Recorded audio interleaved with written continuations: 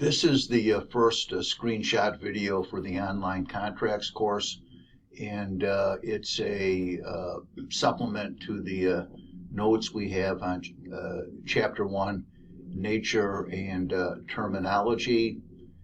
I begin with the observation that there's a good working definition of contract as a legally binding agreement between two or more parties who agree to perform or to refrain from performing some act now or in the future. Typically, we think of a contract as I'm going to give you money and you're going to give me or do something. I'm going to give you money and you're going to paint my house, or you're going to give me money and I'm going to represent you in a legal case. However, there are instances where a person will be paid money not to do something. We'll talk more about that later when we talk about, in a detailed way, consideration. But if we wanted kind of just a simple example now,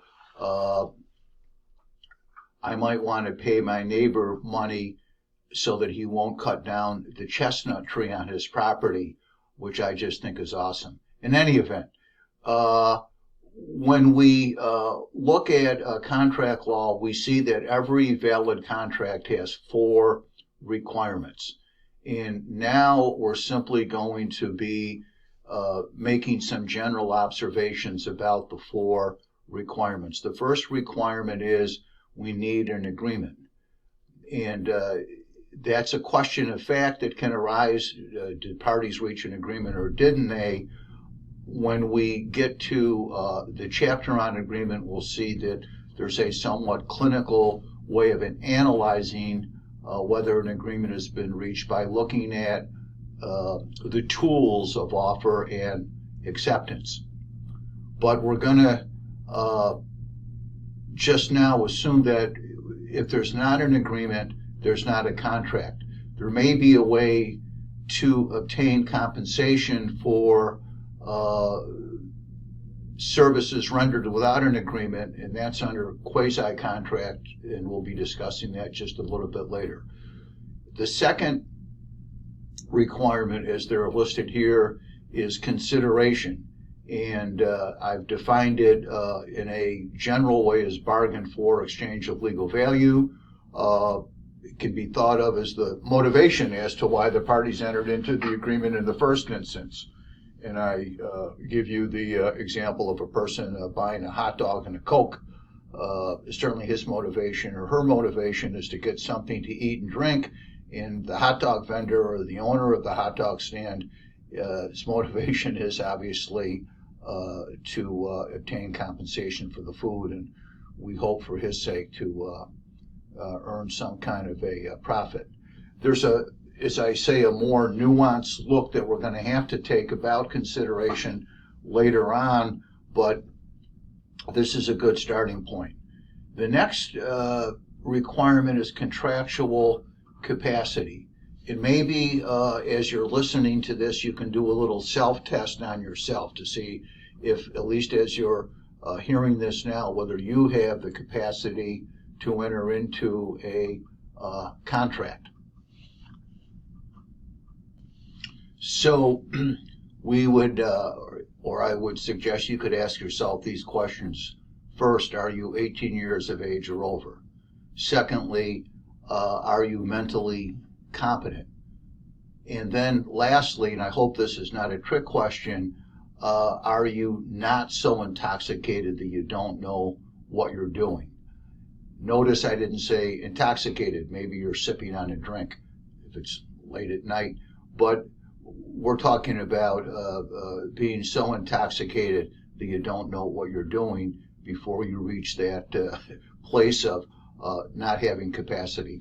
I'm guessing that everybody who just asked themselves those 3 questions said, yep, I'm 18 or over, yep, I'm mentally competent, and 3, I'm not so buzzed I don't know what I'm doing. In which case, congratulations. You have the capacity to enter into a contract. It may be a very low bar, but congratulations. The last of the four requirements is legality.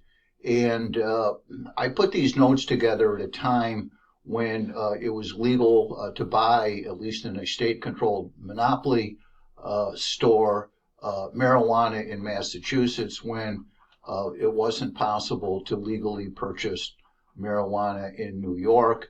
But the point is, and I don't know, today there's so many wrinkles to that. Let's just say this: the agreement has to be legal.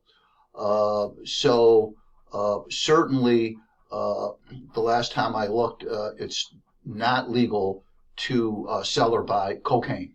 So an agreement to sell or purchase cocaine would not be a valid contract. It would not be legally enforceable because it's illegal. We'll take a closer look at legality, and maybe a practical illustration when we get there will be covenants or promises not to compete, where there are some limits in terms of how much a person's ability to start another business or to work in the same area in the job that they're leaving can be limited. But those are the four requirements of a valid contract. When we look at types of contracts, and again, this is sort of just introductory material, but contracts can be understood as being either bilateral or unilateral. A bilateral contract would consist of an exchange of promises, whereas a unilateral contract consists of a promise exchanged for an act. To bring that down to earth a little bit, if A agrees to sell A's house to B, when that contract is formed, it's going to be a bilateral contract because both A and B now have to carry out their promises. As you'll learn in the real estate course, as the seller, A is going to have to provide proof of good title to B. B is going to have to provide proof probably that B has obtained financing, and that B is going to then have to carry out the promise to come to what we call the closing, where title is exchanged with enough money for the purchase. If we wanted to take a look at a unilateral contract, we could look at a reward. So assume C's, I'm getting confused with all of these letters, right? Assume C's pet has gone missing. C posts a notice offering to pay $500 for the safe return of the pet. If D finds the pet and safely returns it, D's act has been exchanged for C's promise, meaning C now owes D the $500. When we get to consideration, I think we'll have an example or two of a unilateral contract. But again, this is just sort of contract terminology. Contract performance.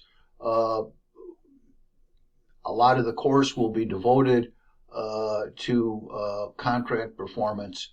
But what we could say now is that if a contract has not been fully performed, it's called an executory contract. So if we go back up to the contract between A and B, whereby A is going to sell A's house to B, until the money and title in the form of a deed change hands, we're looking at an executory contract that's not yet been fully performed. Contract enforceability is our next topic, and I would reference you to Exhibit 10.2 on page 8 of the book. As I note, that exhibit divides contracts into either valid or void contracts, and there's a possibility that you have a valid contract that's enforceable, voidable, meaning it could be performed, but one or both parties can void it. We're going to see that will happen with fraud, or unenforceable, meaning it's legal but not enforceable. And an example of that, as we'll see, is a contract that is not in assigned writing.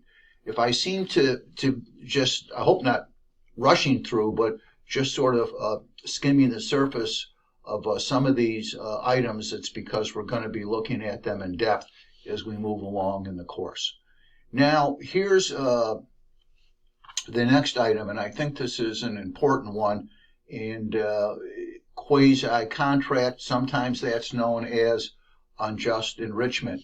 And here we have an instance where a person has rendered services to another party, but there isn't an agreement.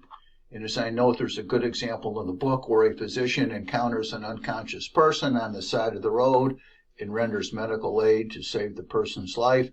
Clearly, the person who was unconscious could not agree to the rendition of services, but to deny the recovery would allow the person who's receiving the valuable service to be unjustly enriched. A good, and I don't have it in the notes, but a good question, a useful question to ask where services have been rendered without an agreement is, would a reasonable person expect in the circumstances under review to be compensated for the services?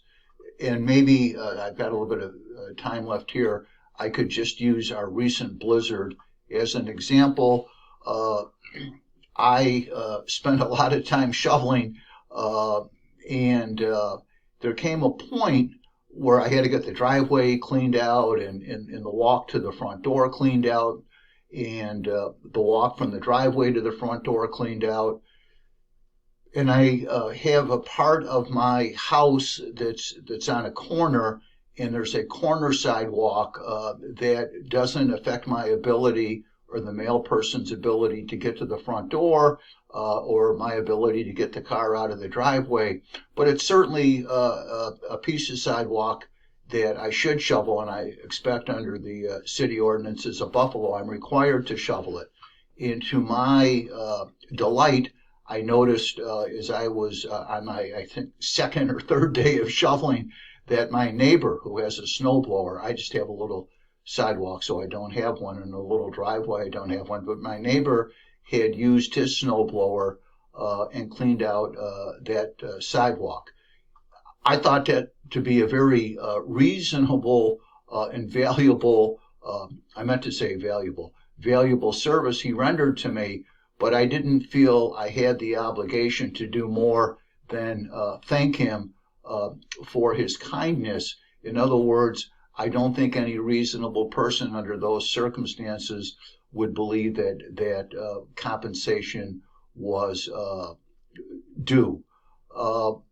Again, we're talking about where there's no agreement. I'm certain a lot of people paid a lot of money to get plowed out, and in that case,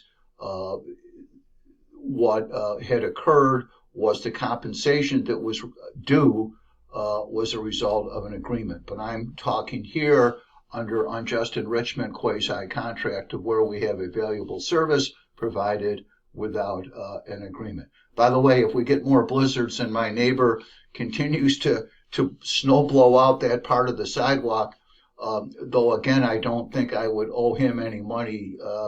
I certainly think that he's going to get a bottle of whiskey as my good neighborly gesture in return for his. Finally, we have interpretation of contracts, and as I note, though it's mentioned in Chapter 1, it's more useful, in my estimation, to not look at it until we look at some other related topics in Chapter 6. So that will end this screenshot video.